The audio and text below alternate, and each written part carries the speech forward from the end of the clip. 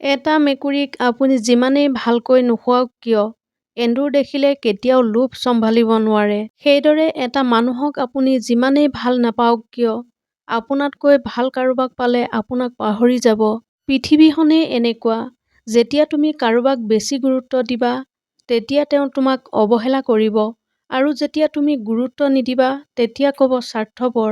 জীৱনত কেতিয়াও কাৰোবাক পোৱাৰ বাবে নাকান্দিবা, কাৰণ যাৰ বাবে কান্দিবা তেওঁ কেতিয়াও তোমাৰ নহ'ব। যি তোমাৰ হ'ব তেওঁ কেতিয়াও তোমাক কান্দিবলৈ নিদিয়ে। এটি সুখে মানুহক কেতিয়াও গোটেই জীৱন নহঁহুৱায়, কিন্তু এটি দুখে মানুহক গোটেই জীৱন কন্দুৱায়। বিশ্বাস ভাঙিবলৈ কোনো অস্ত্ৰৰ প্ৰয়োজন নহয়, কিন্তু অভিনয় আৰু কিছুমান কথাই যথেষ্ট। দুখটো জীৱনত থাকিবই, সেয়ে মাজে মাজে নিজকে সুখী আৰু আনন্দত ৰখা দৰকাৰ, কাৰণ নিজৰ আত্মাক কষ্ট দিয়াটো এটা পাপ। বিচ্ছেদ এদিনতে নহয়, ব্যক্তিজনে এৰি যোৱাৰ সিদ্ধান্ত বহু আগতেই লয়, তাৰ পিছত এটা বাহানা বিচাৰি ফুৰে। মিছলীয়াসকলৰ লগত কেতিয়াও কোনো বিপদত লিপ্ত নহ'বা, কাৰণ তেওঁ তোমাক মানুহৰ কাষত এনেকুৱা মিছা কথা ক'ব, যি তুমি কল্পনাও কৰিব নোৱাৰিবা। কি অদ্ভুত জীৱন! মৰি গ'লে সকলোৱে কান্দে আৰু জীয়াই থাকিলে সকলোকে কন্দুৱায়।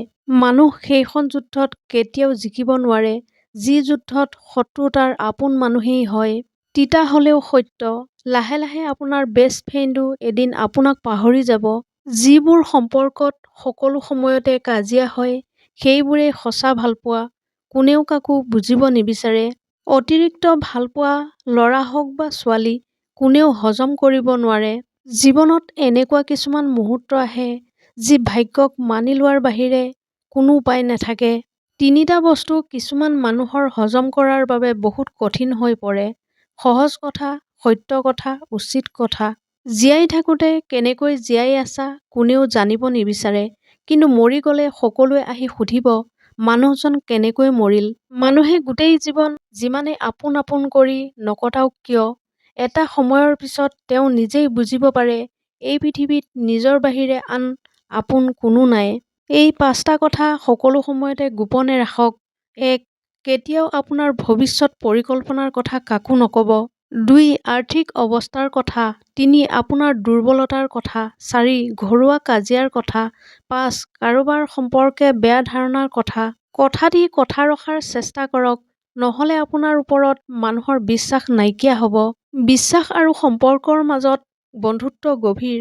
য'ত বিশ্বাস নাই সেইখিনিত সম্পৰ্কও নাই, আৰু য'ত বিশ্বাস আছে সেইখিনিত সম্পৰ্কও আছে। মানুহে কেতিয়া হিংসা কৰে জানে?